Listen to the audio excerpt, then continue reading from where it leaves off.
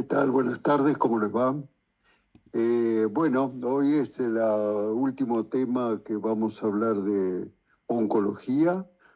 ¿Dudas, preguntas, algo de las otras reuniones?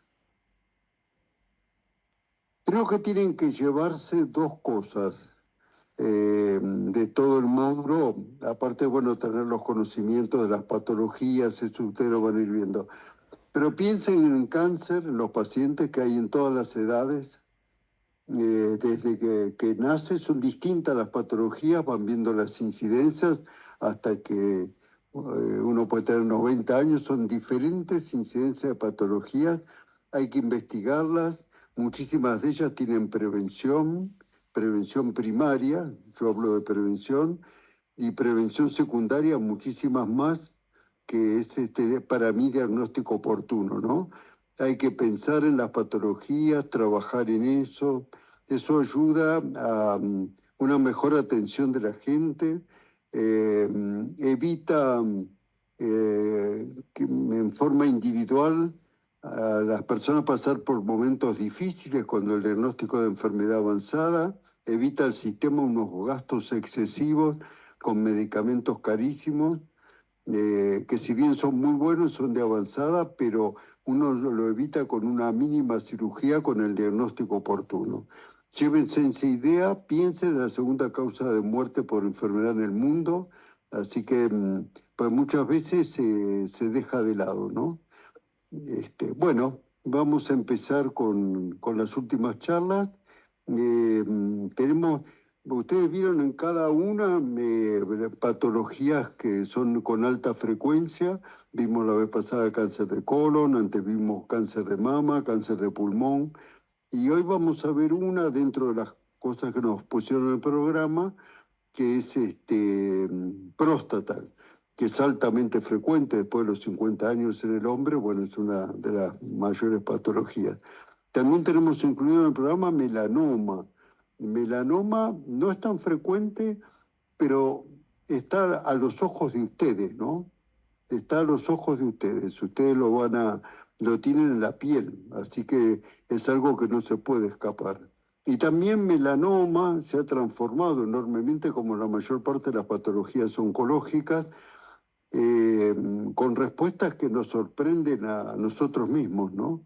En este momento tengo especialmente un paciente en tratamiento que hace 5 años atrás te hubiera dicho no hay nada que hacer, con metástasis óseas pulmonares, óseas pulmonares ganglionares, y sin embargo está respondiendo con una combinación de inmunoterápicos.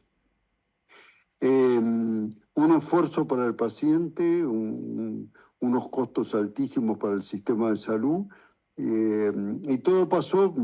Yo atiendo dentro de las pacientes que atiendo de SADAIC, algunos que son un poco bohemios, y como se sentía bien cuando se operó originariamente, tenía que hacer una adyuvancia y él decidió no hacerla, no era paciente mío, ¿no? Decidió no hacerla porque se sentía bien, consideró que no hacía falta, bueno, y llegó a este estado de la enfermedad. A veces hay que seguirlo, preguntarle al paciente si no viene, hay que pensar en el paciente, es el centro de nuestra función, ¿no? Bueno, también tenemos carcinoma oculto. No es algo que se presente cada vez con menos frecuencia, porque son tantas las cosas que tenemos para hacer que generalmente se descubre el primitivo. No olviden que a veces hay dos patologías oncológicas, simultáneas o sucesivas, pero a veces cuando son simultáneas nos hacen pensar que hay una sola patología y resulta que hay dos. No, no son tan altamente frecuentes, pero tampoco tan raras, ¿eh? Así que todas esas cosas hay que meditarlas. Bueno, vamos a empezar con el primario oculto, que como les decía, cada vez es menos oculto porque hay cada vez más elementos que nos permiten poder llegar a donde está el primitivo. Ustedes lo van a encontrar con sigla en inglés, es como dice aquí, un tumor heterogéneo, porque pueden ser cualquier variedad de tumor, que se diagnostica a través de una metástasis, pero que no se puede predecir dónde está el tumor primitivo. El paciente viene o con un ganglio, una lesión en el hígado. Generalmente lo que aparecen con mayor frecuencia son localizaciones ganglionares. Uno lo investiga y no puede encontrar dónde está el primitivo. A nosotros nos pasó con un melanoma, recuerdo hace muchos años. La paciente, gracias a Dios, está bien, y esto hará como unos 30 años. Le apareció una adenopatía inguinal, melanoma, revisado el preparado, melanoma, y nunca se pudo localizar el tumor primitivo. Se trató, hizo tratamientos los que había en ese momento, años atrás, está muy bien, fue coordinadora del grupo, tiene nietos, bisnietos, así que bueno, pero son esos que uno está el diagnóstico y el primario no se puede saber dónde está. El pronóstico es variable porque son diferentes tumores, acá no hay una histología o algo, ¿no? La hipótesis de por qué ocurre esto podría ser que el tumor primario es muy chiquito y la parte inmunológica lo destruyó. Regresión, son todas hipótesis, no hay nada comprobado. Regresión espontánea al tumor primario, que sería extremadamente rara, por qué la metástasis se desarrolla en el primario o no. Y lo que se piensa en el momento actual, lo que la hipótesis más probable es que el tumor desarrolla capacidad de metástasis antes de crecer localmente. Es la más aceptada, pero son hipótesis. La realidad no se conoce. Entonces, cada vez, como les decía, es menos oculto estos tumores porque ahora tenemos el PET que nos permite ver lesiones que por ahí con los otros métodos no encontrábamos. Tenemos, cuando hacemos los preparados de anatomía patológica, tenemos la inmunohistoquímica, tenemos secuenciación de genes, tenemos perfiles de expresión génica, diferentes marcadores. Entonces, todo eso va ayudando a acercar más el diagnóstico primitivo. ¿Y por qué buscamos el primitivo? Porque si sabemos el primitivo, los tratamientos son más específicos. Una cosa es usar una quimioterapia de amplio espectro. A ustedes les pasará con infecciones que no se conoce qué germen es, se da un antibiótico de amplio espectro. No es tan específico como si uno tiene, no sé, un urocultivo y sabe que es sensible a tal antibiótico, ¿no? Entonces, con la parte oncológica pasa lo mismo. Cuanto más uno conozca el tumor, mejor puede enfocar la terapéutica. Es al 2% o 3% de todos los cánceres. Es menos 5%, pero no por la menor frecuencia, sino porque se puede diagnosticar más. Generalmente entre los 60 y 70 años es donde más frecuencia, pero puede aparecer a cualquier edad. Y tanto aparece igual en hombres como en mujeres. Los órganos donde con mayor frecuencia aparecen metástasis: hígado, ganglio, pulmón, hueso, cerebro, peritoneo. Como lesión única, ¿no? Una lesión, uno hace la biopsia, es algo oncológico y no se sabe dónde. La forma de presentación clínica es, cuando aparece con adenopatías, o cervicales, supraclaviculares, axilares, inguinales. El paciente se toca un bulto, viene, nos consulta, como ocurrió con esta paciente del melanoma. Puede aparecer en algún estudio una lesión en hígado, pulmón, lesiones óseas. Bueno, esto es como metástasis en órganos, ¿no? Primero era la presentación en ganglios, metástasis en órganos. Bueno, ¿y qué hacemos? La historia clínica, entonces hay que interrogar, como con cualquier paciente, pero acá de repente más dirigido, a ver si uno puede deducir algo. El paciente, el interrogatorio es clave, hay que tomarse el tiempo de escuchar lo que el paciente dice y de acuerdo a lo que dice hacer las preguntas adecuadas, y eso orienta enormemente el interrogatorio, tiene un valor muy importante, ¿no? Entonces, en interrogatorio, los antecedentes personales y familiares, porque a veces si hay alguna línea familiar de una determinada patología, uno lo va a buscar con más frecuencia. Los modos de vida, si toma alcohol, qué profesión hace, si fuma, eso desde ya, la exposición laboral, a algunas sustancias que son cancerígenas, y algunos síntomas que pueden ser orientadores, ¿no? La pérdida marcada de peso, un dolor en un determinado lugar, tos que asocia el aparato respiratorio, si tiene hematuria, proctorragia, bueno, todo, cualquiera de estos síntomas nos puede hacer, o signos, puede tener un bulto de repente en la mama. Ha pasado hechos que han aparecido, no se revisa al paciente, no se interroga al paciente, lesión cerebral única, cirugía de la lesión cerebral, con anatomía patológica, cáncer de mama, y nadie había revisado la mama. Y en otro, cuando iban a operar una lesión cerebral, el anestesista, cuando va a colocar los electrodos para el control, se encuentra que tiene un tumor en la mama, y era un tumor, iban a operarlo de una lesión cerebral que no sabían qué histología era. Interrogatorio, revisar al paciente, es clave. Entonces, el examen completo, lo que sea aquí, mama, piel, tiroides, no olvidarse revisar tiroides, recto, próstata, pelvis, ganglios, testículos, la gente joven, ¿no? Hombres jóvenes, a veces no se dan cuenta. Generalmente el hombre consulta por la lesión del testículo, pero a veces no se da cuenta, depende del nivel cultural, ¿no? Cabeza y cuello. Marcadores. Los marcadores no hay que pedirlos porque sí, a ver un tiro al aire, a ver qué pasa.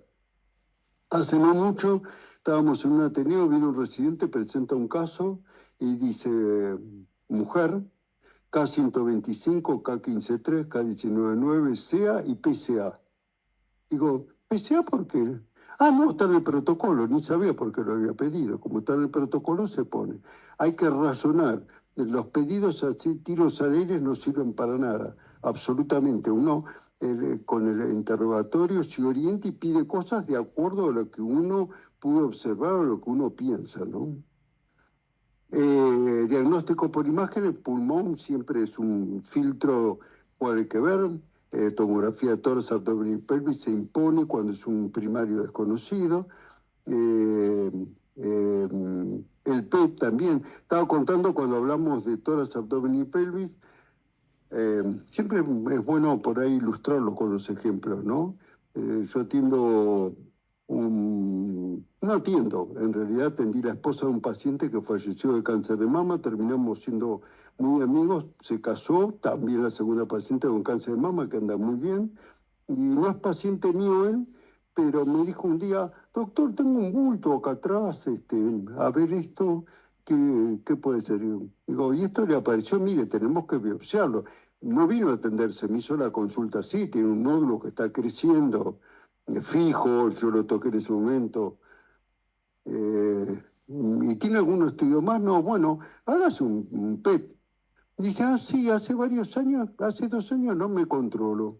Tengo una lesión en el pulmón, pero me controlé 4 o 5 años, como está siempre igual, no se sabe qué es, pero como no cambia, yo entré a pensar, pulmón, digo, hágase un PET, del PET me aparece un foco que capta en el cerebro. Bueno, mi composición de lugar, digo, esto es un cáncer de pulmón, metástasis cerebral, que es muy frecuente en cáncer de pulmón, y esto debe ser una lesión ganglionar, biopsia, carcinoma escamoso de piel. La lesión cerebral es un adenoma de la hipófisis. Y así que, y lo del pulmón no capta el PET y se sigue sin saber qué es. Le hicieron una resección local, amplia, se hizo un vaciamiento ganglionar y era un carcinoma escamoso de piel. Pero bueno, los estudios van mostrando cosas y en el tumor desconocido nos van a ir orientando. De repente se aparece alguna cosa, ¿no? Bueno, la anatomía patológica es clave. El informe tiene que ser muy bien visto. Con aguja fina no sirve para nada porque uno tiene células. Con aguja gruesa, digo porque tenemos un paciente con un tumor desconocido, le hacemos una punción con aguja fina que no vienen células aisladas, no podemos saber mucho. Si fue así, hay que volver a repetirlo o con aguja gruesa o con biopsia quirúrgica directamente. De todo lo que nos da de los tumores conocidos, 60% son adenocarcinomas, 20% carcinomas poco diferenciados que no se puede saber el origen, 10% escamosos, 5% neuroendocrinos y otros 5% otros sarcomas, otro tipo de tumores. Bueno, esto no es para que lo sepan, sino para que sepan que se hacen reacciones de inmunohistoquímica y eso nos puede orientar más, de acuerdo a cómo es la reacción, nos puede orientar más para saber si es algún tipo de tumor proveniente de pulmón, de ovario, bueno, depende del caso también. La biología molecular, esto también nos ayuda para orientar, por eso hay muchísimas cosas como para acercar el diagnóstico, no es una punción, no viene carcinoma indiferenciado, no sé qué es, tenemos que investigar y tratar de llegar a lo que se trata. Bueno, primer pregunta, llegamos rápido. ¿Cuál es la forma de presentación clínica más frecuente, esto había que poner así, del cáncer primario oculto? Un tumor primario de gran tamaño sin ninguna metástasis, la presencia de metástasis confirmadas histológicamente sin saber dónde está el primario, un síndrome paraneoplásico sin evidencia de enfermedad metastásica o una lesión cutánea aislada con diagnóstico histológico de melanoma. Bueno, muy bien, 73% por el punto B, que es lo que hablamos recién, ¿no? Presencia de metástasis confirmada histológicamente sin identificar el tumor primitivo. Los que contestaron 4%, tumor primario de gran tamaño, justamente dijimos que es al revés. Aparece una lesión, puede ser de gran tamaño, de pequeño tamaño, generalmente si de gran tamaño da síntomas antes y el paciente consulta, pero el tamaño no importa, pero es una lesión primaria. Sabemos, lesión de pulmón nos viene adenocarcinoma de pulmón, entonces ya no sería oculto, no tendríamos nombre de oculto, sino pulmón. Esto es cuando hay una metástasis y de la metástasis no podemos deducir de dónde viene el primario. El 22% un síndrome paraneoplásico. Ni lo nombramos el síndrome paraneoplásico. La realidad dijimos, tiene que ser un tumor confirmado por anatomía patológica, pero que no nos orienta hacia dónde está el tumor primitivo. Bueno, la siguiente. ¿Cuál de las siguientes manifestaciones clínicas puede ser la forma inicial de presentación de un cáncer primario oculto? Una adenopatía supraclavicular de reciente aparición, con biopsia compatible con carcinoma metastásico, una hemorragia digestiva secundaria a un tumor gástrico visible por endoscopía, que lo vemos, un nódulo pulmonar único con diagnóstico histológico de adenocarcinoma primario de pulmón, o una masa mamaria palpable con biopsia compatible con carcinoma ductal infiltrante. Bueno, muy bien, 85% la adenopatía supraclavicular. El nódulo pulmonar único con diagnóstico de adenocarcinoma es un cáncer de pulmón como nódulo único de presentación, pero es un cáncer de pulmón. Ya tenemos diagnóstico cuando hicimos la biopsia, ya no es primario oculto. Primario oculto es cuando no podemos saber dónde está el primario, así que nunca podría ser un nódulo en el cual yo lo apunto y me dice es un adenocarcinoma de pulmón. Deja de ser oculto, no es oculto. Y cualquiera de estos que serían ocultos, si yo tomo un ganglio supraclavicular, le hago la biopsia, me dice metástasis de cáncer de pulmón, hago la tomografía, me aparece la lesión, el PET que capte y después le hago la biopsia de pulmón, no es oculto, es cáncer de pulmón. Acá es cuando después que hicimos todos los estudios que le mostré, no podemos ubicar el primitivo. Digo para que quede el concepto.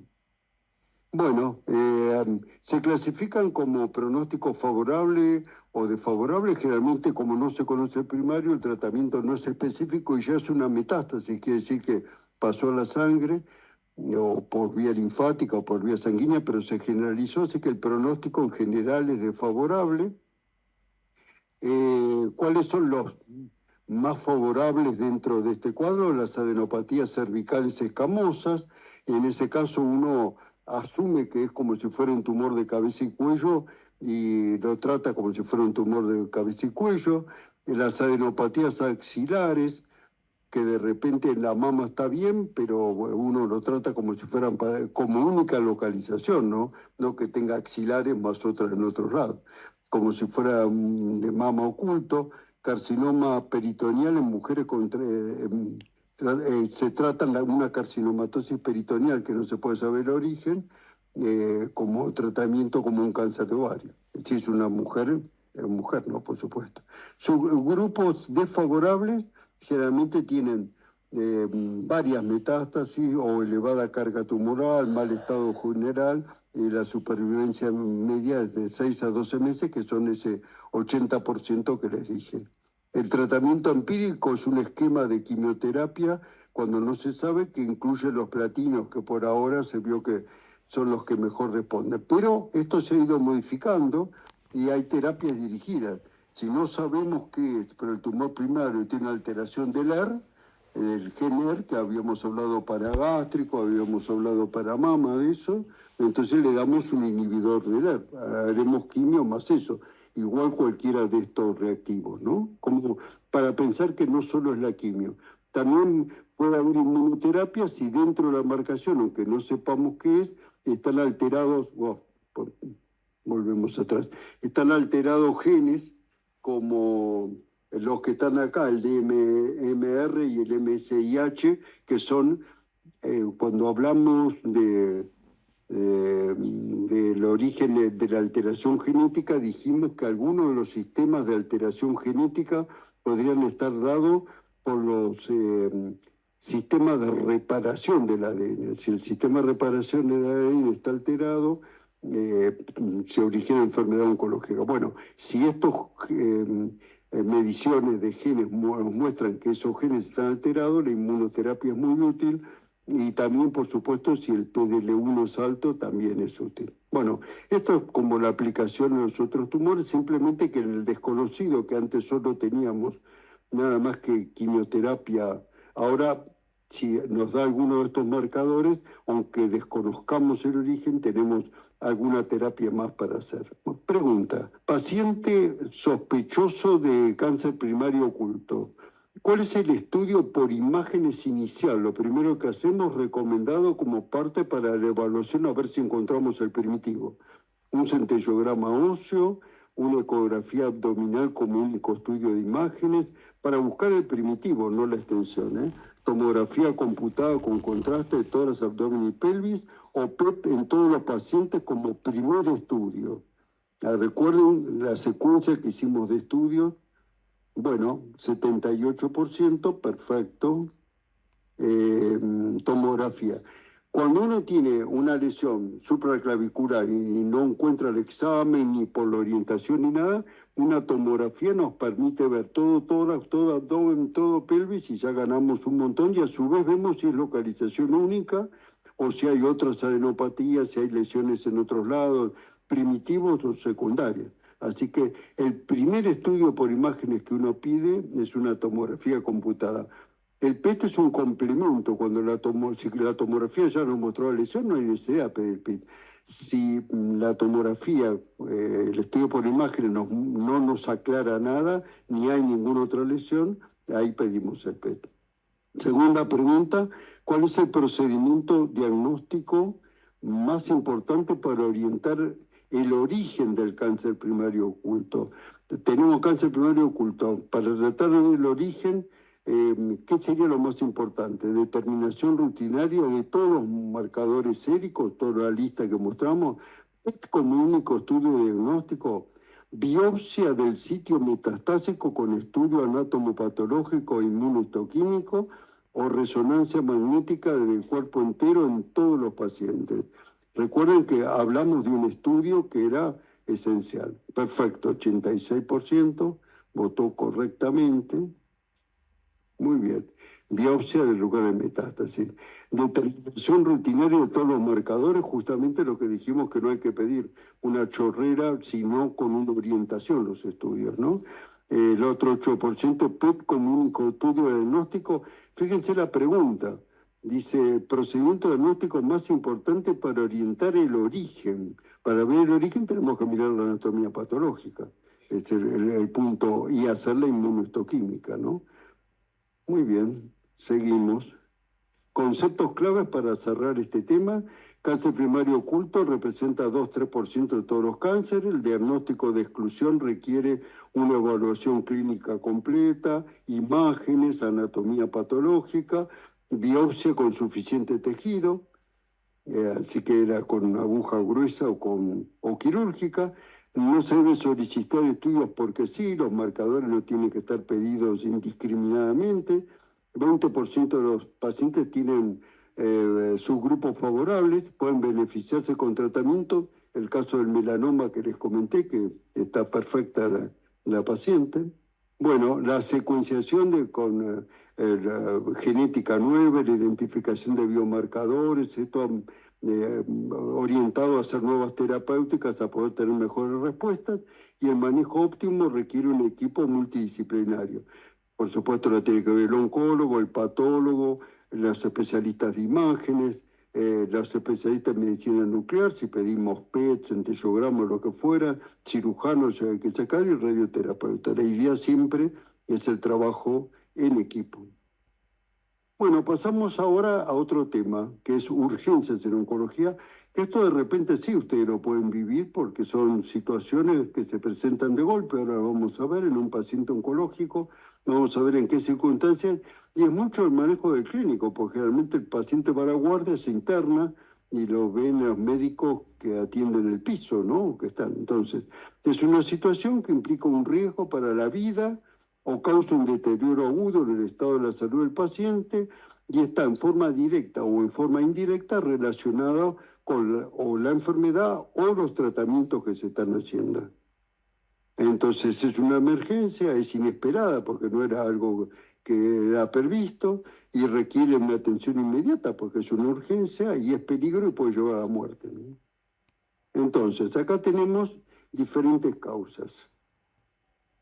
Tenemos causas mecánicas, causas metabólicas y casos asociados al tratamiento. Mecánicas son obstrucción, algo que comprime. Si tenemos una compresión venosa, podemos tener la vena cava superior, compresión en columna, la médula, compresión epidural, taponamiento cardíaco, bueno, esto es por algo mecánico. Metabólica es una hipercalcemia, por ejemplo, podría ser una de las urgencias, y asociadas al tratamiento, por ejemplo, una neutropenia febril o un síndrome de lisis tumoral, que son las más frecuentes y que son las patologías que vamos a ver aquí, en este capítulo. Vamos a empezar por neutropenia febril, que es muy frecuente. Tiene una mortalidad del 2%, así que es una cuestión como para prestar atención. En el hospital cuando estábamos decíamos, le aplicábamos el tratamiento, cualquier cosa que pase venga a la guardia. Sábado, domingo, fiebre, si tiene fiebre venga a la guardia. Han venido a la guardia y le han dado un antifebril y váyase. Se interrogó, no, que era un paciente oncológico que había recibido quimioterapia. El paciente ese se puede morir.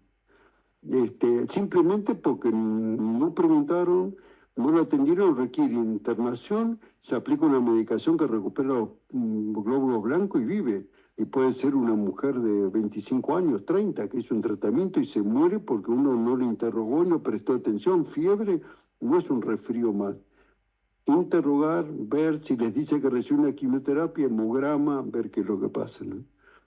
Definición, fiebre, temperatura igual o mayor a 38,3, un paciente que recibió quimio, ¿no? O una única determinación o una temperatura que uno prevé que va a llegar a eso, más neutropenia, ¿no? La fiebre sola, con menos de 500 neutrófilos, o que tenga 1000, pero que va a llegar a menos 500 neutrófilos al día siguiente, porque es un paciente. Esto es una emergencia, requiere internación y tratamiento. Entonces, se presenta entre el 5 y el 8% de las urgencias. Las localizaciones que más frecuentemente presentan este cuadro de neutropenia febril por los tratamientos que reciben, no por la patología, es mama, pulmón y colon. Ocurre en pacientes oncológicos por toxicidad por citostáticos. Raramente ocurre por la radioterapia, pero a veces pasa en los centros habituales, destacados, por lo menos acá en la ciudad de Buenos Aires y Gran Buenos Aires, le piden en la mitad un hemograma. Hay algunos lugares que no le piden un hemograma.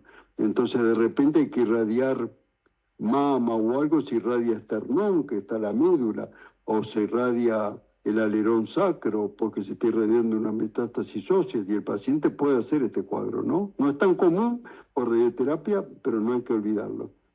Por progresión de enfermedad y enfermedades intercurrentes es raro, pero de repente sí, está cursando. Nosotros tuvimos un caso grave de una chica muy joven con lesiones en la boca, de mal mantenimiento de las piezas dentarias, una infección severísima, porque entrar en neutropenia, los gérmenes que tenía en la boca, bueno, hicieron este cuadro sumamente agudo, por suerte salió, pero... Bueno, características. Es frecuente entre el día 7 y 14, que es donde mayor es la leucopenia y la neutropenia, ¿no? 7 y 14 de la quimio, 20 a 30% requieren hospitalización. Los bacilos, los gérmenes más comunes que infectan a estos pacientes, pues la muerte es por los gérmenes, ¿no? Al no haber neutrófilos. Los gram negativos 52%, Escherichia 25%, Klebsiella 13%, Pseudomonas 5%. El tratamiento, internación con aislamiento para tratar de preservar lo que no tome otros gérmenes, factores estimulantes de colonia, que es el fingogastin, y antibiótico terapia de acuerdo al germen y localización de la infección. Y hasta acá llegamos con neutropenia febril. Pregunta, ¿cuál de los siguientes criterios define una neutropenia febril en un paciente oncológico? Temperatura de 37,8 y recuento absoluto de neutrófilos de 2000, temperatura de 38 durante 24 horas y recuento de blancos de 1500, temperatura de 39 y leucocitosis de 15.000, o temperatura de 38 con una determinación sostenida durante más de una hora durante el día, o con 500 más de lo esperado y 500 glóbulos blancos. Perfecto, antes que yo terminara ya votaron 92%, excelente. Los que contestaron la B, temperatura de 38 grados durante 8 horas y 1500, recuerden que dijimos 500 o 1000, porque está en plena evolución que uno piensa que va a llegar a 500 al otro día, ¿no? Esa es la verdadera urgencia. Con 1500 yo también internaría, le daría filgastrin, pero no es la urgencia ni lo que estamos preguntando acá. Perfecto. Muy bien. Entendido el tema. Vamos a la compresión medular. Bueno, acá ven la figura con una lesión metastásica. Bueno, una lesión compresiva del canal medular. La causa habitualmente son las metástasis óseas. Trae una complicación neurológica frecuente y requiere rapidez en el diagnóstico y tratamiento para evitar secuelas. La incidencia del 5 al 10% de todos los tumores pueden producir compresión medular, más frecuente por las metástasis óseas. Tanto mama, pulmón como próstata tienen la parte ósea como un patrón de metástasis, entonces son los que más frecuencia producen metástasis de este origen.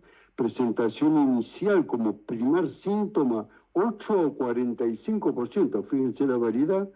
La ubicación en la zona dorsal 70%, lumbar 20%, cervical 10%, y más de un nivel. A veces ocurre que sean dos niveles entre el 10 y el 30%.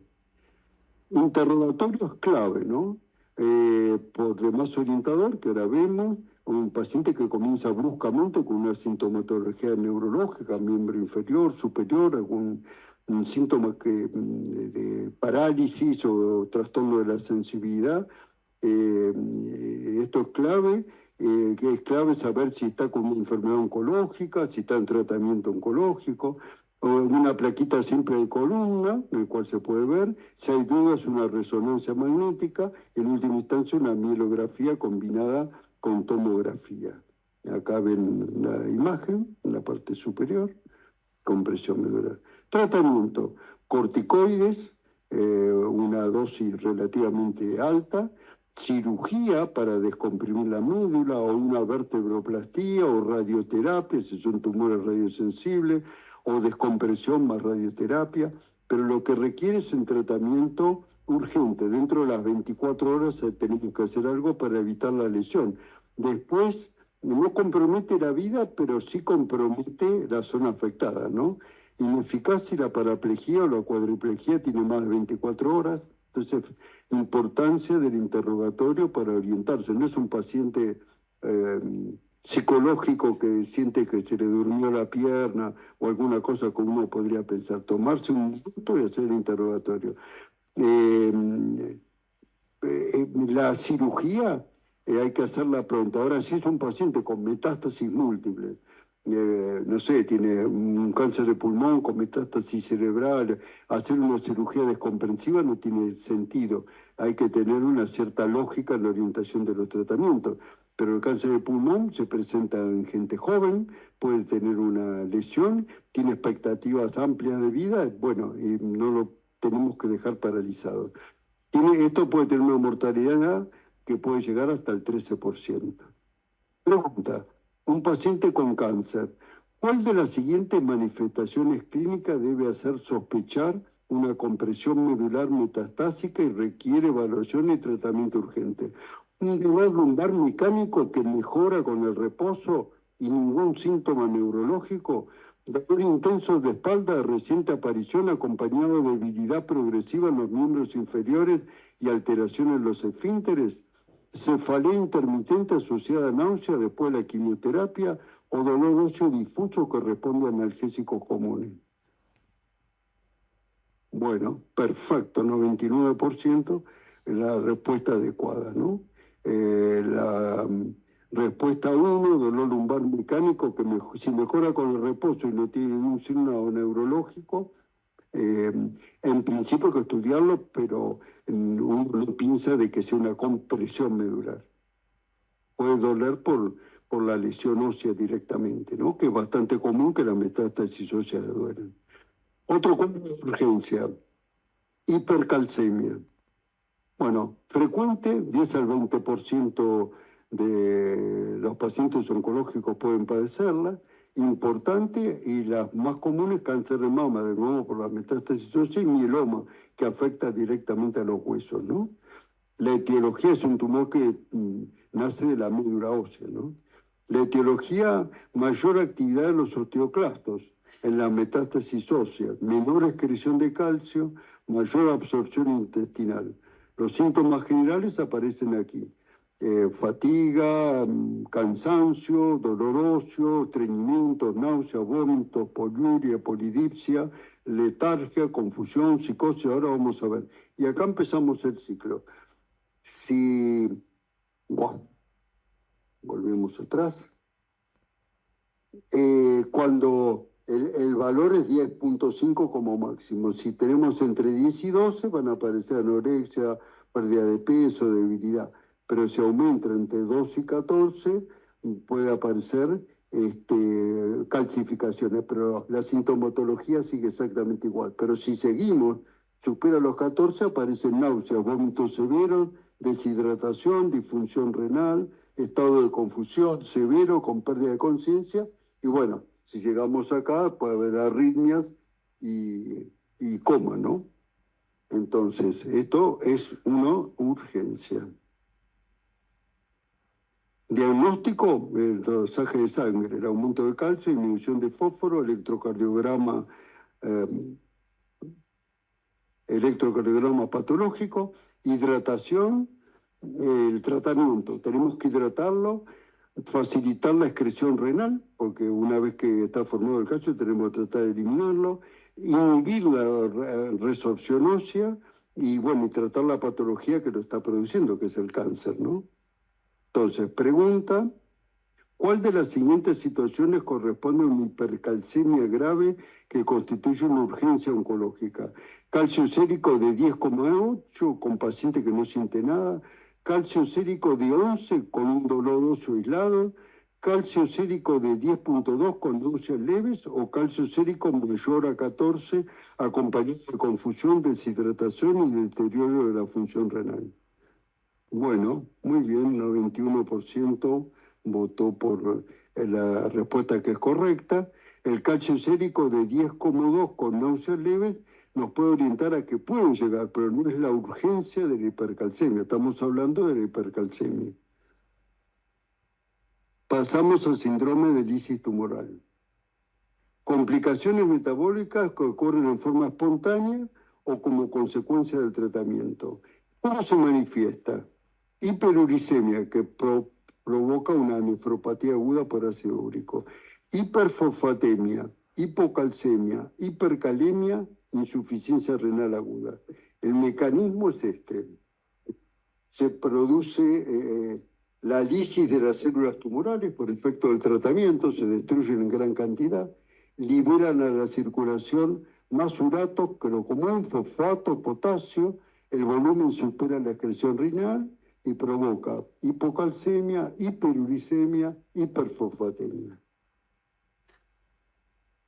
Bueno, y acá tenemos, con más detalles, catabolismo de las purinas, ¿no? Entonces, cuando se produce la lisis tumoral, se liberan, hay flujo de potasio, hipercalemia, arritmia. Por el otro lado, se liberación de ácido nucleico, hiperuricemia, precipitación de cristales de urato, insuficiencia renal aguda. Y por el otro lado hay hiperfosfatemia, imbalance calcio-fósforo, depresión del volumen, insuficiencia renal aguda. Este es el mecanismo del síndrome de lisis tumoral. El diagnóstico con 2 o más valores de esto, pero tenemos que tener como mínimo 2, uricemia mayor de 8, potasio mayor de 4, fosfato mayor de 4,5 o calcio menor de 7. La clínica se manifiesta como veíamos en los cuadros: debilidad, irritabilidad, calambres, tetanio, confusión, convulsiones, arritmias graves y oliguria y aumento de creatinina por el trastorno metabólico que produce hiperuricemia e hiperfosfatemia. El tratamiento, tratar de preservar la función renal, porque la causa principal es la insuficiencia renal aguda, tratar de preservar la función renal, prevenir las arritmias, que es la otra complicación aguda, y prevenir la irritabilidad neuromuscular. ¿Cómo se hace? Con una hiperhidratación vía intravenosa, 2.500 a 3.000 mililitros metro cuadrado por día. Para esto mejorar rápidamente la perfusión renal y la filtración glomerular y minimizar la acidosis, ya que la disminución del pH urinario promueve la precipitación de cristales de ácido úrico y la oliguria, con lo cual el pronóstico ahí es por demás severo. Las arritmias es el componente peligroso agudo, entonces limitar la ingesta de potasio y fósforo, medición frecuente de los niveles de potasio cada 4 o 6 horas, monitorear el corazón en forma permanente. La irritabilidad muscular, la hipocalcemia produce arritmias e irritabilidad muscular. El control de la fosfatemia puede prevenir la hipocalcemia y la hipocalcemia sintomática debe ser tratada con calcio en las dosis mínimas necesarias para que alivien la sintomatología. Pasamos a las preguntas. ¿Cuál de las siguientes alteraciones de laboratorio es característica del síndrome de lisis tumoral en un paciente oncológico? Hiperfosfatemia, hipocalcemia e hiperuricemia, hipocalemia, hipercalcemia e hipofosfatemia, hiponatremia e hipomagnesemia aisladas, o hiperglucemia, hipocalcemia e hipocloremia. Bueno, perfecto, 98% nos marca la hiperpotasemia, como dijimos, hiperfosfatemia, hipocalcemia e hiperuricemia. Esa es la característica del síndrome de lisis tumoral. Bueno, y ahora salimos de este tema y tocamos los 2 últimos temas oncológicos, con localización, cáncer de próstata, que es altamente frecuente, ese también se van a cruzar con algún cáncer de próstata. Es heterogéneo porque ocurre como pulmón, ¿no? Que estamos encontrando diferentes variantes, también está ocurriendo lo mismo en próstata.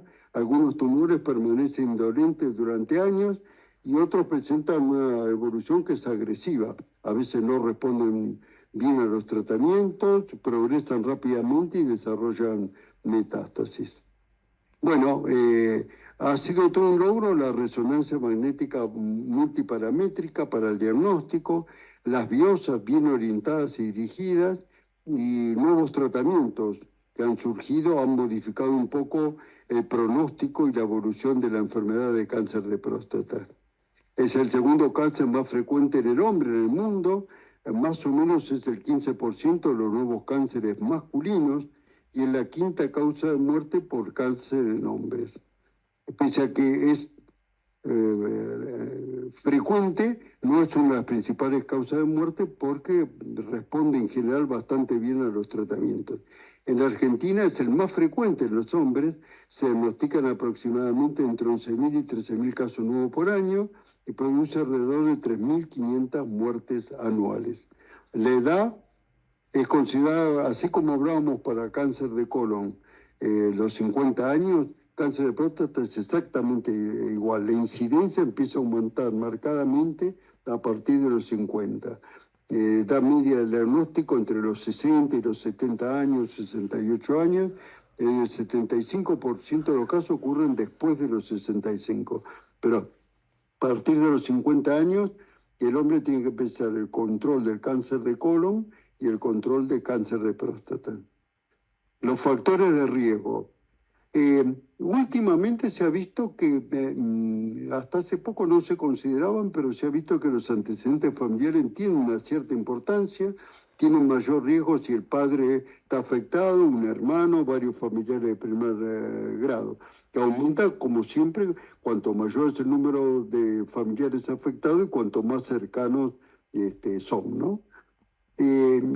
Todo esto porque, bueno, cada vez se están investigando más los genes y se ha visto que hay factores genéticos que si están presentes y algunos de ellos hereditarios, tienen una mayor incidencia de cáncer de próstata. BRCA1, BRCA2, el PAM, bueno, aquí los tienen. Los portadores del BRCA2 presentan tumores más agresivos.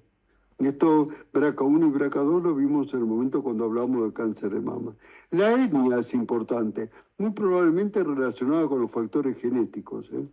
Hay mayor incidencia y mortalidad en hombres afrodescendientes. Los factores ambientales, posible asociación a dietas ricas en grasas animales, obesidad, sedentarismo. La próstata anatómicamente se divide en una zona periférica, 70%, una zona central y una zona de transición. 70-80% de los tumores que son adenocarcinomas se originan en la periferia. La histología son 95% de adenocarcinomas, hay otros tipos que son raros, poco frecuentes, como el ductal, neuroendocrino, células pequeñas o mucinoso, pero son difíciles de ver. 95% de los casos son adenocarcinomas. Estadio inicial como cualquier cáncer, no se olviden de eso, son asintomáticos, que es donde tenemos que diagnosticarlos, donde sean asintomáticos. Promuevan la consulta en salud de la gente, que cuando estén bien, consulten. Yo le digo siempre lo mismo, yo se lo dije a usted y lo repito para que ustedes lo usen con argumento. Cuando compramos un auto nuevo, lo llevamos al service sin esperar que tener ningún síntoma. Nosotros tenemos que hacer lo mismo, cuidamos el auto y no nos cuidamos a nosotros. Les dije estas mismas palabras, las repito para que les quede y la transmitan a los pacientes, ¿no? El diagnóstico se hace muy sencillo, por tacto rectal. Habría que aprender a hacer eso y si no derivarlo al urólogo, pero para que lo revise.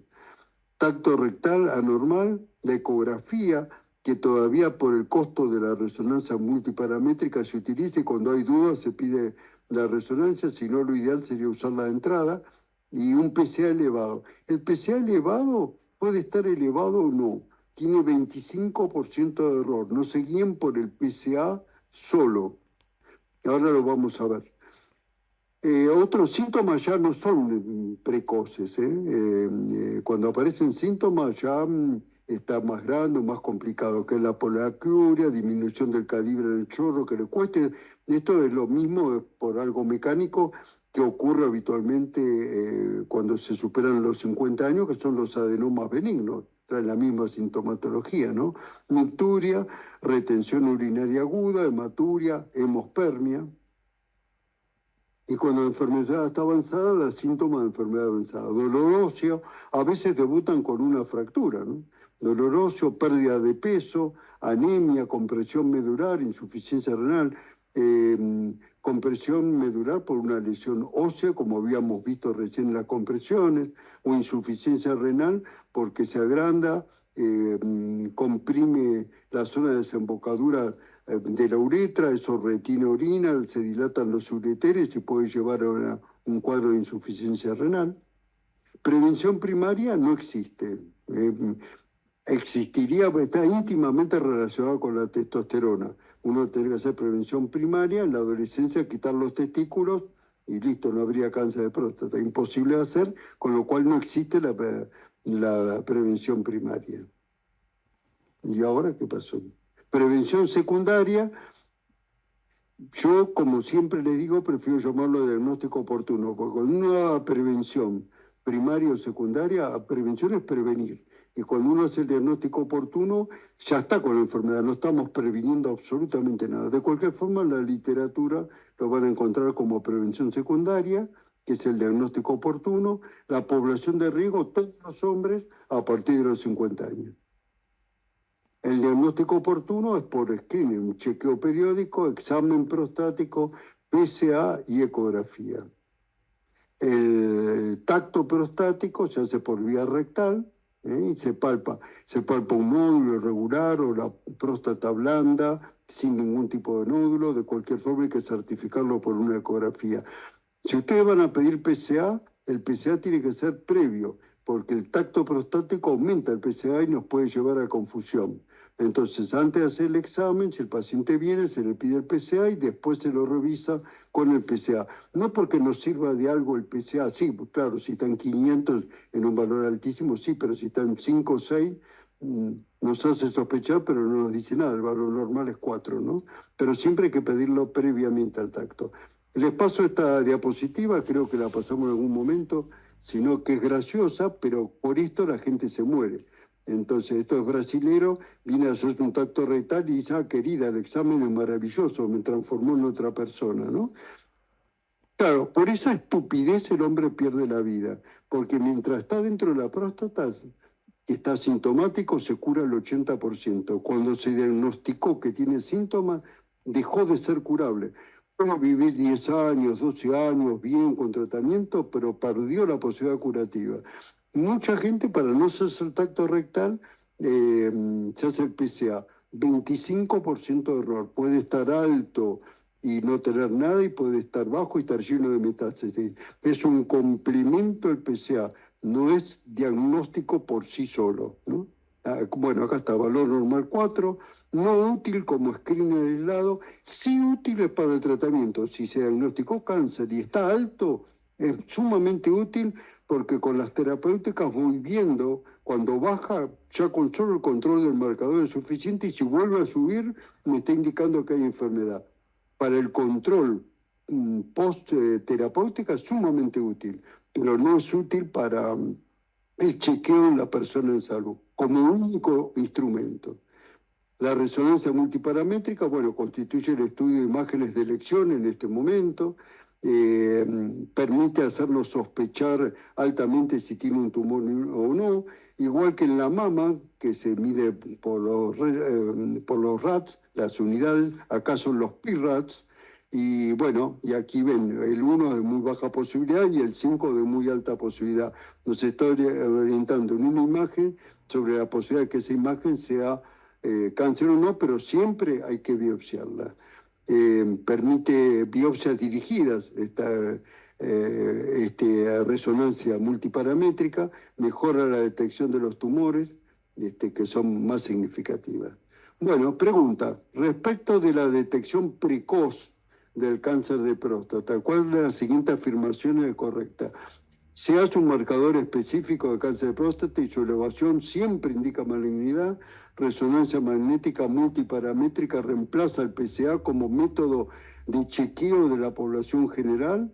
La detección precoz se basa en la evaluación individual de riesgo mediante la determinación de PSA, tacto rectal complementado con resonancia magnética cuando existe sospecha de cáncer. Bueno, veo que el 97% está bien, todos los hombres mayores de 40 años. Perfecto, 97% entendió lo que dijimos, el 2% que dice resonancia magnética no suplanta el PSA, es una orientación, y dijimos que como es un estudio caro, no se pide de rutina, se hace la ecografía, tacto rectal, ecografía, PSA. Si hay dudas, la resonancia multiparamétrica. Bueno, diagnóstico por biopsia, siempre en cáncer, biopsia. Adenocarcinoma, prácticamente 99%, sarcomas 1. Pregunta, ¿cuál es el estudio que confirma el diagnóstico de cáncer de próstata?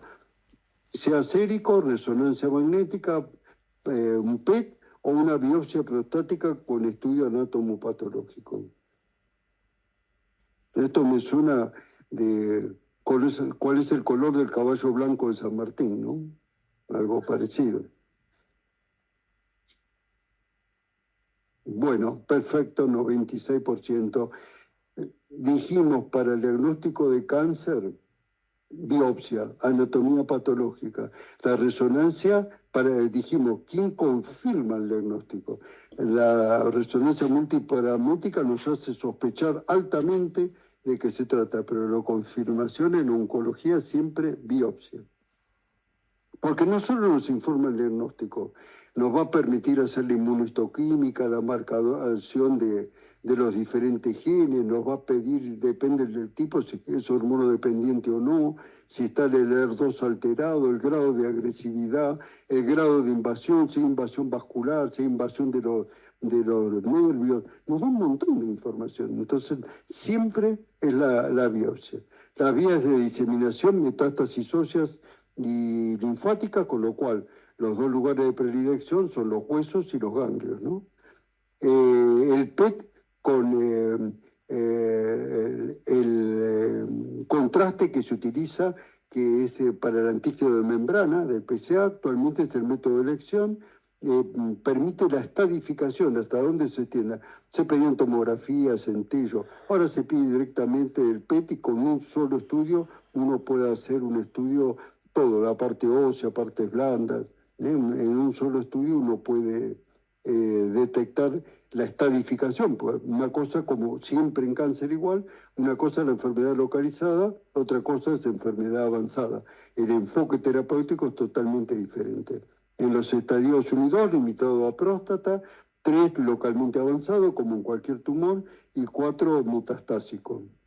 El tratamiento de la enfermedad localizada, prostatectomía o terapia radiante. Ustedes van a ver y depende del especialista que lo vea. Yo respeto la decisión del paciente porque acá es una de las pocas cosas que podemos darle a elegir con las mismas posibilidades. El paciente siempre elige y siempre hay que respetar la opinión del paciente. Pero para que el paciente nos dé una respuesta correcta para él, tenemos que informarle previamente ventajas y desventajas de las cosas que le ofrecemos. Porque si no, si usted se quiere operar o tomar una pastilla, y yo no sé si tomo la pastilla, no me voy a operar, pero si no me explican que las cosas son diferentes, entonces hay que explicar siempre. En este caso, tanto la radioterapia como la cirugía tienen una cura, una posibilidad que no recidive ni vuelva más la enfermedad del 80%. Los dos son iguales. Entonces ahí sí uno le puede decir, mire, ventajas y desventajas de una y de la otra, elija la que usted guste, ¿no?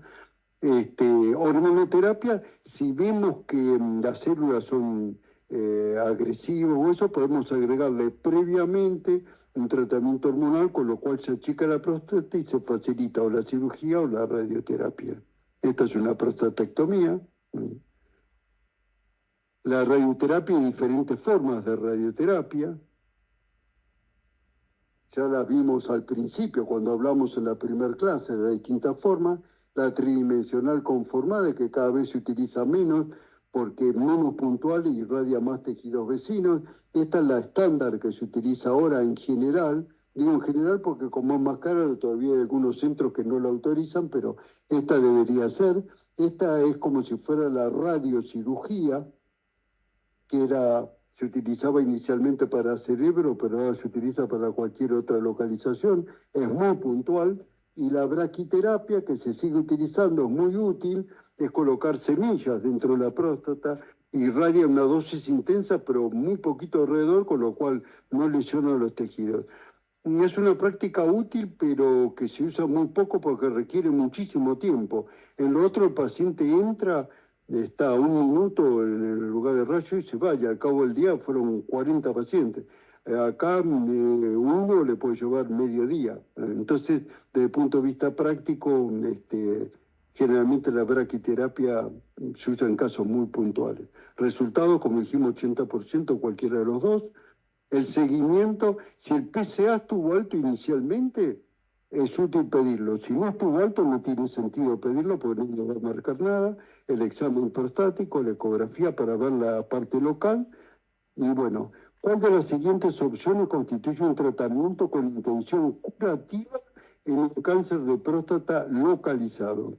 Prostatectomía radical o radioterapia con intención curativa, según el riesgo y la característica del paciente, o cirugía o rayos, quimioterapia con docetaxel como tratamiento inicial, hormonoterapia como único tratamiento estándar, o cuidados paliativos exclusivos desde el momento del diagnóstico. Bueno, perfecto, 91%, la próstata también radical o radioterapia. Quimioterapia con docetaxel no es una opción ni como primera línea de tratamiento en avanzado. Generalmente son tratamientos hormonales, la quimioterapia pasa a una segunda línea. Hormonoterapia con único tratamiento le quitan la posibilidad curativa. Recuerden que si está localizado, tiene 80% de curación con cirugía y radioterapia. Ustedes le dan la hormonoterapia, el paciente va a estar bárbaro, pero le quitaron la posibilidad curativa. Ahora, si ustedes me dicen, tengo un paciente de 92 años con insuficiencia cardíaca, con cáncer de próstata localizado, con un TOC, y sí, le doy hormonoterapia, pero es un caso especial que me someter a cirugía o radioterapia que le hago más mal que bien. Con las otras patologías concomitantes que tiene, le doy hormonoterapia y lo controlo. Eso es casos específicos individual. Pero si no le estoy quitando la posibilidad curativa, fíjense, un hombre de 60 años, le doy hormonoterapia, no lo opero ni lo irradio, le hago perder la posibilidad curativa y a su vez le quito la libido y las ganas de vivir, digo, en el sentido de la parte sexual, porque lo inhibo sexualmente, y le quito la posibilidad curativa. Sería un pésimo tratamiento, hacerle hormonoterapia como único tratamiento, ¿no? Tratamiento de la enfermedad avanzada, bueno, hay distintas formas de bajar los niveles hormonales con análogos o agonistas LHRH que se utilizan para inhibir la relación de hipotálamo-hipófisis, que no segregue para no estimular el testículo, antiandrógenos nuevos. Y esto, digo, tengan la idea, no hace falta que conozcan nombre y nada de eso, porque no es el sentido, ¿no? Y si la enfermedad no hormonodependiente fue, también van a encontrar la enfermedad no hormonodependiente y van a encontrar resistente a la castración. Esto se habla de castración, castración química, en el sentido que los medicamentos hormonales ya no hacen efecto, entonces hay que pasar otras líneas. Ahí se utiliza quimioterapia, recién ahí va quimioterapia con docetaxel. Hay otros tipos de tratamientos que son con sustancias radioactivas que se inyectan en vena, que van orientadas a los huesos. Hay unos inhibidores de unas enzimas justamente que son de enzimas alteradas en la reparación celular, ya está también en esta terapéutica. Y esto es lo más nuevo, que son como radioligandos, que son una combinación de medicamentos radioactivos, pero que actúan sobre la membrana de las células enfermas y entra la sustancia directamente a las células. Simplemente para que lo sepan, esto no es tema, hay tratamientos, ya no es solo la parte hormonal o una quimio, sino que hay varios tratamientos que son de alta efectividad.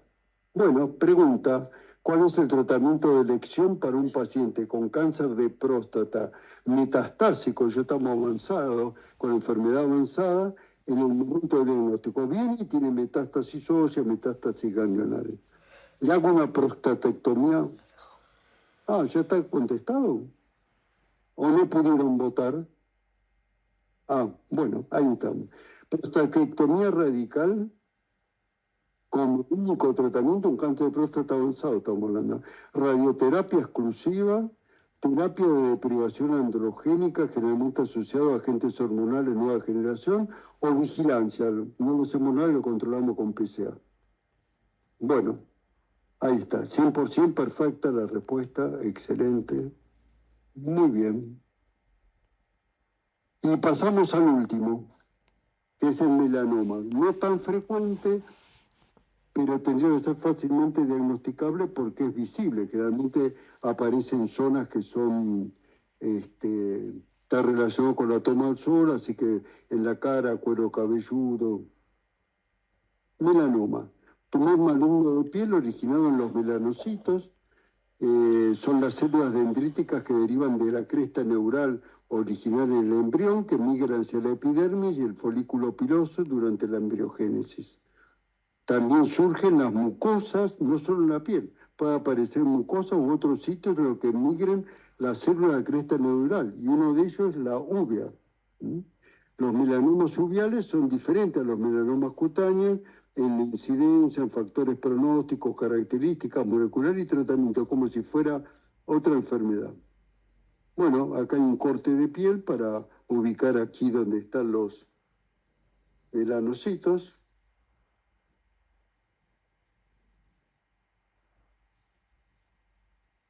Bueno, clasificación de los melanomas cutáneos, que son los más comunes, mucosos o uveales. El melanoma de extensión superficial, que es una de las formas, 70% es el más frecuente, la forma que se va extendiendo por la piel, crecimiento radial prolongado, un melanoma como nódulo, 15 a 20%, tienen más agresivos, crecen verticalmente, ahora va a ver la importancia del crecimiento en profundidad, o el lentigo maligno, melanoma, que es frecuente en la gente mayor, son superficiales y están asociados bien a la exposición solar. El mucoso es poco frecuente, difiere del cutáneo.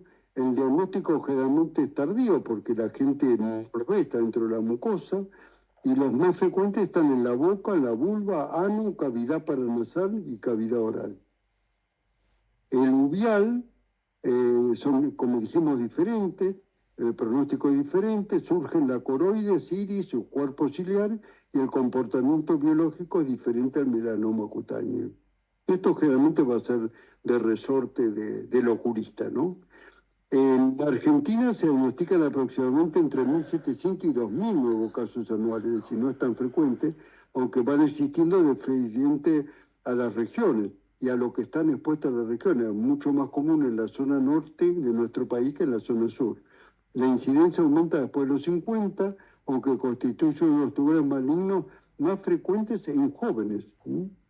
La incidencia ha aumentado durante los últimos 30 años, los hombres de edad avanzada tienen mayor riesgo, sin embargo el cáncer más frecuente en adultos jóvenes de 25 a 29 años, melanoma, prestar atención a eso. Y el segundo más frecuente en personas de 15 a 29 años. El melanoma ocular es un cáncer ocular más frecuente, pero poco frecuente, pero dentro de los cánceres del ojo ocular es el más frecuente, y cada diagnóstico, el uveal, se diagnostica en alrededor de 2.000 casos.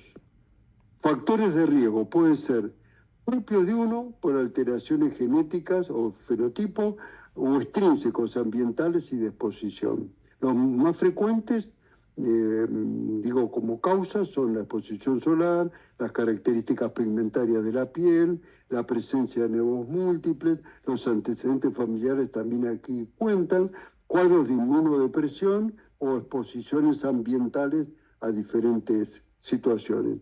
Dentro de los ambientales están las quemaduras de sol, que en el momento actual se consideran casi más importantes que la exposición, la suma permanente, ¿no? Cuando uno ha tenido quemadura solar durante la infancia, eso es importante, la exposición en forma de recreo, las camas solares, la irradiación UV artificial. Eso deberían estar prohibidos. Todos los tipos de cáncer de piel están íntimamente relacionados con la luz solares, y las camas solares emiten exactamente los mismos rayos que los del sol, ¿no? Así que uno suma efectos tóxicos sobre la piel. La exposición solar aguda e intermitente con quemaduras, más importante que la exposición solar acumulada. Las exposiciones durante la infancia y la adolescencia son particularmente importantes. Factores de riesgo personales, esos son ambientales, fototipo 1 y 2, que son las pieles muy blancas, el cabello rubio o pelirrojo, ojos claros, piel clara, pecas, dificultad para broncearse. Factores de riesgo, tez blanca, gran número de nevos melanocíticos benignos y de nevos atípicos, Y todo esto aumenta el riesgo de melanoma cutáneo, una incidencia 5 veces mayor en aquellos que tienen tez blanca y que tienen nevos melanocíticos. Bueno, factores genéticos, que esto para eso hay que hacer la determinación genética, ¿no? Por un lado la historia familiar, pero por el otro lado el síndrome de melanoma familiar con las alteraciones de estos genes. Esto es un poco informativo, para que sepan, no es que tienen que conocer con exactitud estos datos, pero saber de que los factores familiares también influyen y que no es solo la exposición solar. Otro factor de riesgo, tener más de 50 nevos comunes, nevos displásicos, inmunosupresión, trasplante de órganos, seroderma pigmentoso. Cuando se utilizaban tratamientos más agresivos para el SIDA, por ejemplo, la inmunosupresión que se traía o en los trasplantados puede facilitar la aparición de melanoma. No es un factor de riesgo. Bueno, pregunta, ¿cuál es el principal factor de riesgo ambiental para el desarrollo del melanoma cutáneo? Una dieta rica en grasas, la exposición intensa e intermitente a la radiación ultravioleta, especialmente con quemaduras solares, consumo elevado de café o hipertensión arterial. Bueno, muy bien. Perfecto, 98%, exposición intensa, que es como dijimos. La siguiente. Características clínicas. Se presenta de manera predominante en adultos.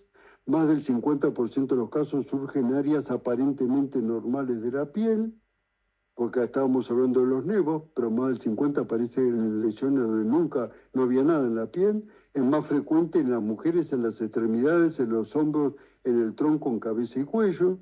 Las manifestaciones clínicas son, y esto es importante, porque esto es lo que van a ver, lesión pigmentada nueva, de aparición nueva, un cambio de un lunar que ya estaba, va variando el color, si es asimétrico, tiene bordes irregulares, si sangra, si empieza a tener prurito que no había o si se ulcera.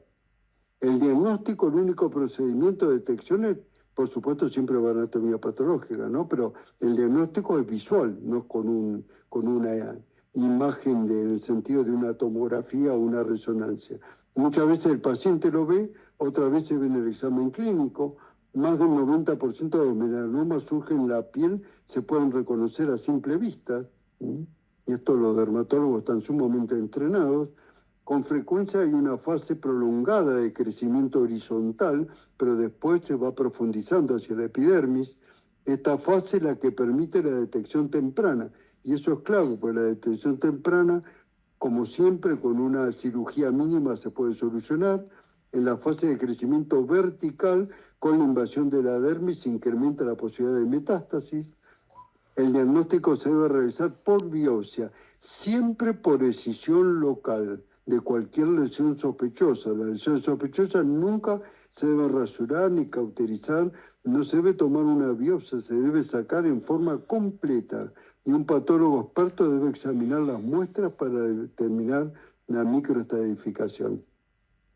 En este momento estamos viendo también un paciente consecuencia de todo esto, ¿no? Una lesión en el dorso que no le aclaraban qué era, y se le ocurre con la posibilidad de hacer un melanoma, esto ya hace un tiempo, al que el médico que lo ve hacerle una biopsia.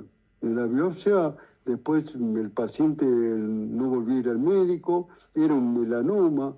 El melanoma le dijo, cuando vio, después de varios meses, lo hizo ir al consultorio y se lo sacó en el consultorio, no investigó ganglio, nada. Por supuesto, hoy está con una enfermedad metastásica y es poco agresivo y lleva unos años, ¿no? Porque si no ya estaría muerto.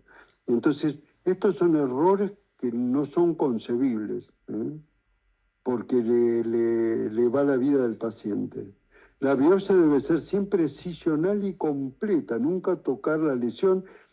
Hay mitos que si uno tiene una lesión, un vaso celular, lo toca, la gente dice se disemina. El melanoma sí, es el único comprobado que no hay que tocarlo, hay que sacarlo en forma completa. Márgenes de 1 a 3 milímetros alrededor, nunca realizar shave cuando exista alta sospecha de melanoma invasor. Siempre sacar la lesión en forma completa. Y acá hay varias cosas en la anatomía patológica. Cuando hablábamos que siempre va a la anatomía patológica. Bueno, acá vemos un montón. Van a ver, ahora vamos a ver qué es esto del Breslow, que indica el espesor, el tipo histológico que tiene, si está ulcerado o no, el índice de agresividad por la mitosis de la célula, si hay satelitosis y no, cómo están los márgenes invadidos o no, si hay neurotropismo, invasión linfovascular, si hay regresión, zona con regresión espontánea. Nos da un montón de información la anatomía patológica. Bueno, aquí ven las distintas capas, cómo se va profundizando. Las etapas iniciales son estas. En la etapa que ya se va profundizando hacia la epidermis, bueno, se nos va complicando cada vez más la posibilidad de diseminación y la posibilidad de cura, ¿no? Bueno. Los signos tempranos que indican una transformación maligna en un nevo, acuérdense que el 50% es la piel normal. Cuando aparece sobre un nevo, los signos son pigmentación oscura que empieza a variar, prurito, aumento de tamaño o aparición de lesiones satelitosis que son alrededor, y ulceraciones o hemorragias que son más bien tardíos. Y acá ven las características. Bueno, acá está. Los bordes, lo heterogéneo, los bordes irregulares, esto tiene los diámetros que van aumentando de volumen. Y hay como una regla para la detección, ¿no? Que es A, B, C, D. A, esa simetría que son irregulares, las dos mitades, si ustedes lo ponen, son diferentes. Los bordes irregulares, la B. C, colores, varían, como veíamos en la foto, con el tiempo es una señal de alerta, que el mismo lesión tenga diferentes colores. El diámetro, tamaño mayor a 6 milímetros y que va creciendo. Y la evolución, cambio de tamaño, apariencia, sangrado, picazón. Eso es como una regla mnemotécnica para acordarse, que está representada aquí, en imágenes, acá en imágenes. Está comparada a una lesión normal, lo que serían la parte, estamos hablando, estas son las normales, estas las patológicas, los bordes bien limitados, irregulares, el color, que de repente acá es único y acá son diferentes, el diámetro que va creciendo y alrededor se aparece satelitosis, que son estas lesiones, ¿no? Bueno, clasificación por estadio se basa por la presencia de diseminación a ganglios linfáticos regionales o sitios de distancia. Cuando está limitado al sitio primario, la posibilidad de metástasis ganglionar o sistémica está relacionado con la profundización. Cuanto más profundo, mayor posibilidad de metástasis. Se disemina por extensión local a través del sistema linfático o por vía hematógena. En micros, cuando son muy pequeños, se determina mediante el examen de histología. Por supuesto se saca, aunque sea más grande, también hay que sacarlo completo, pero hay que medir fundamentalmente el grosor vertical. Ahora vamos a ver cuánto va midiendo en profundidad. Y hay dos escalas. En el momento actual se usa una solo. Los libros un poquito, no muy antiguos, van a encontrar Breslow y Clark, que es la misma clasificación, que es la clasificación en profundidad de las lesiones. La profundidad de Breslow es una medida, ahora se las voy a mostrar, del grosor de un melanoma en milímetros. ¿Cuántos milímetros va en profundidad? Es un factor importante pronóstico. Cuanto más profundo, el pronóstico es peor, y el espesor de Breslow es más importante que el de Clark. Esto estamos hablando del melanoma localizado, ya está con metástasis ganglionar, esto perdió primacía, ¿no?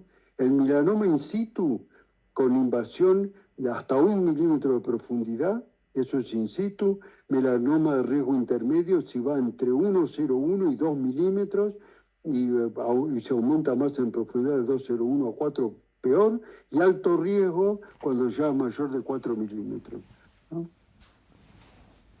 El Breslow, que se está medida en milímetros, es el principal factor pronóstico del melanoma localizado. Se mide desde la granulosa hasta la célula tumoral más profunda y por supuesto lo ve el patólogo. cuando toma la biopsia de toda la lesión, y si también el espesor es mayor, el pronóstico también, porque está indicando mayor cantidad de células. El CLAR mide lo mismo, pero lo va midiendo por capas, en lugar de medirla en milímetros. Y eso ya como que perdió vigencia. Vamos hacia atrás, perdón. Bueno, me faltó mostrarles la otra diapositiva, pero no sé si acá puedo volver. Esta es la que quería mostrarles, que es la diferencia entre el CLAR y el Breslow. Están midiendo, acá están las células, cómo se va profundizando la lesión, acá está medido en Breslow, y acá están los niveles de CLAR, 1, 2, 3, 4, de acuerdo a las capas que va tomando. Entonces es mucho más preciso el de Breslow, que está midiendo en milímetros de profundidad, 0, 1, 2, 3, 4, 5, y acá está la posibilidad curativa de no recidiva, y la medida va bajando la posición, aunque esté localizado, porque ahí va tomando contacto con los linfáticos y los vasos sanguíneos y se disemina. Bueno, vamos ahora sí a la pregunta. ¿Cuál es el principal factor asociado al riesgo de diseminación metastásica en un melanoma primario? Localizado, ¿cuál es el principal factor de riesgo? La localización anatómica, si es en el brazo, en el dorso, el nivel de CLAR, que mide en capa de profundidad, el espesor tumoral medido por el índice de Breslow, o el color de la lesión. Muy bien, 85% el espesor de Breslow, como dijimos.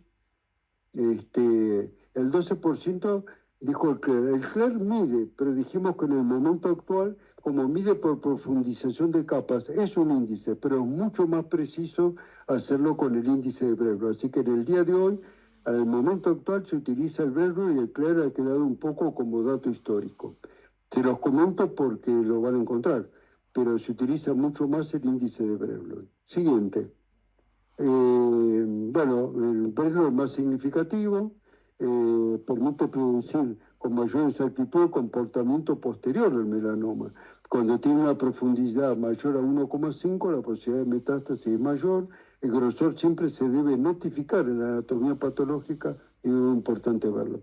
¿Cómo lo estadificamos? La extensión a distancia, siempre con imágenes, tomografía computada, resonancia de cerebro, porque es muy común. La tomografía pedimos todo el abdomen y pelvis, hay que ver cerebro. Y en última instancia, si hay dudas, el PET.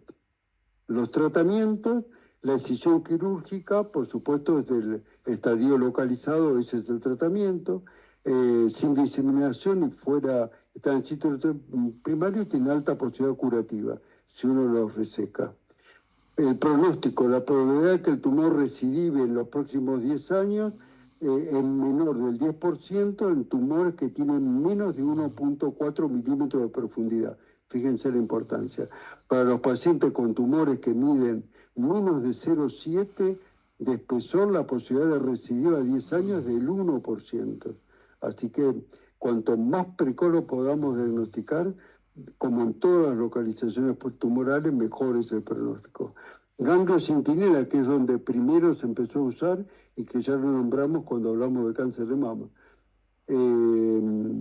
Las indicaciones en melanomas localizados de igual o más de 8 milímetros, de 0,8, melanomas menores con ulceración o factores de alto riesgo que puedan permitir, y ahí pedimos el ganglio centinela. Se mide ganglio centinela y no se sacan el resto de los ganglios. Si está enfermo, es un índice para saber lo que vamos a usar después, y no que haya que hacer una linfadenectomía. Hasta hace unos años, cuando daba uno positivo, se reoperaba el paciente y se sacaban los ganglios. Ahora no, simplemente nos está indicando qué tratamiento complementario vamos a hacer. Las opciones de tratamiento, cuando es cero y está localizado y tiene menos de 1,4 milímetros, la cirugía. En el estadio 1 también es cirugía, y a veces complementado con algún tratamiento más, ayudante. Melanoma estadio 2, cirugía con ganglio centinela. Melanoma estadio 3, resecable por cirugía. Si es resecable, porque puede haber estadio 3 que son resecables. 3, recuerden que en todos los tumores es localmente avanzado. Por ahí, si se puede extirpar, se hace tratamiento preventivo y si no es resecable, o es estadio 4, se usan inmunoterapia, inhibidores de transducción de señales, quimioterapia. La quimioterapia pasó a último paso. Generalmente se utilizan el resto de los medicamentos, terapias dirigidas o inmunoterapia. El tratamiento puede ser adyuvante cuando la enfermedad está localizada y, por ejemplo, superó el 1,5 milímetros o hay algún ganglio enfermo, o si hay diseminación, es un criterio paliativo, ¿no? Terapias para adyuvantes para estadio de 2 o 3 se utilizan, dijimos, descartamos la quimioterapia, se utilizan solo terapias dirigidas. Algunos, acá están los nombres de algunas de las drogas, no hace falta que se acuerden de esto. La inmunoterapia en estadio 4 directamente se utilizan inhibidores de punto de control, que recuerde que son los medicamentos que liberan las defensas, que el melanoma y otros tumores que vimos como pulmón o riñón bloquean los linfocitos, que son los que controlan el sistema inmunológico en forma periférica, y entonces liberan la inmunidad y hace que la propia inmunidad de uno sea la que actúe. Uno de los ejemplos es el inhibidor de punto de control, nivolumab y ipilimumab. Hay otras terapias dirigidas que están dirigidas sobre la molécula directamente del ADN, que son la transducción de señales, los inhibidores de un gen MEK alterado. Esto se presenta en melanoma. Tampoco tienen que conocerlos, pero sepan que existen este tipo de terapias. Bueno, tratamiento de elección en un melanoma cutáneo localizado. Y no hay evidencia, lo estudiamos, no hay evidencia de compromiso ganglionar, el ganglio centinela dio bien, ni metástasis a distancia. ¿Cuál sería la propuesta? Decisión quirúrgica amplia con márgenes adecuados según el espesor del tumor, solo radioterapia, solo quimioterapia o inmunoterapia como tratamiento inicial. Estamos hablando localizado, sin compromiso ganglionar.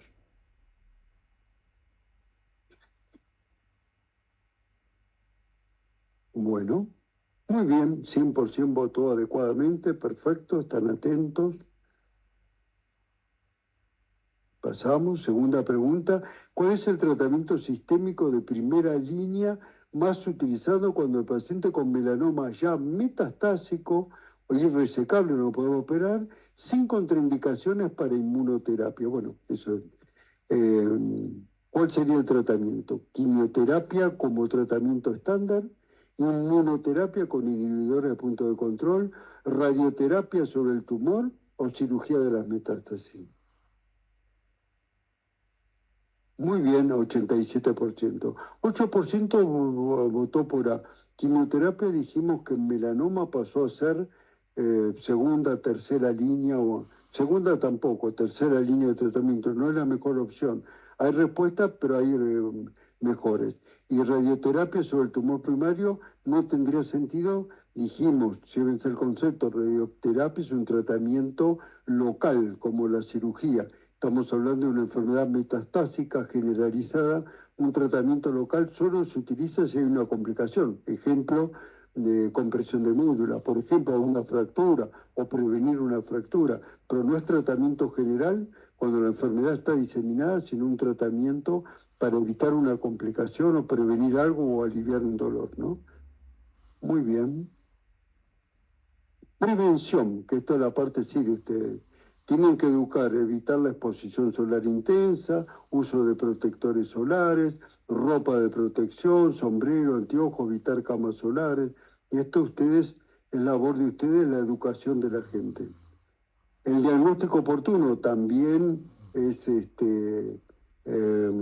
función de ustedes educar a la gente. Autoexamen, por ahí no que sea mensual, pero periódicamente revisarse, la gente, un autoexamen, consultar cuando hay alguna lesión que le llame la atención, que cambió, dermatoscopía con los pacientes que tienen alto riesgo, de piel muy blanca, que han tenido exposición al sol, mandarlos a hacer la dermatoscopía, y seguimiento de pacientes que tienen antecedentes personales o familiares de haber tenido un melanoma.